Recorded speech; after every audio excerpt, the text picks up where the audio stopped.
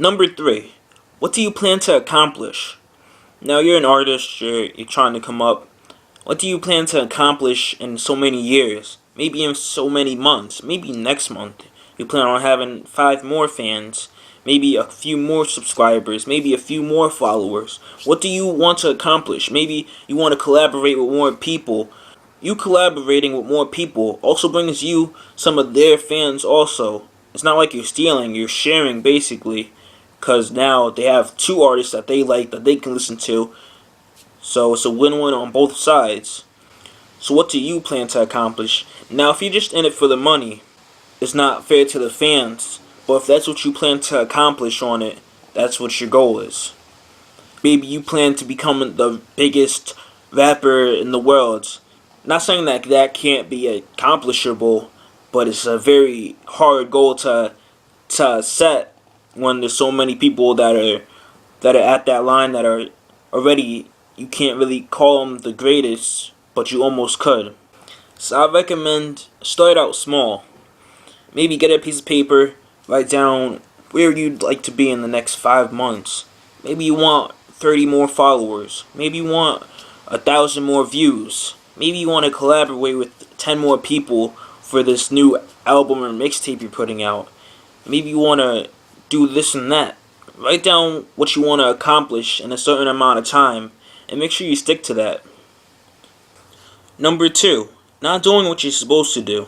As I said in the previous video of how to be a successful artist, it's business. You know, if you get signed to a label, they want you to bring something to them. They pay you to bring music that they'll like, that they can put out there, that they know they'll get a good amount of revenue back from your music. If you're not doing what you're doing right, they can cut you easily. Don't think just because you just got signed and you're a brand new artist, they're not gonna cut you or they can't cut you. You can be cut. So make sure you're doing what you're doing. Make sure you can have your fun, but business before pleasure. Make sure you have your goals set and planned and you know what you're doing. Make sure you have your album set for when you have it released. Don't keep on pushing it and pushing it back. That's when you lose your fans. You start losing people because they get tired of waiting for new music. If you're going to do that, at least plan to put out a few songs every now and then. Maybe even a mixtape for them.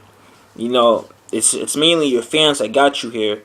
So not doing what you're doing could really sit you back and make you fall rather than rise.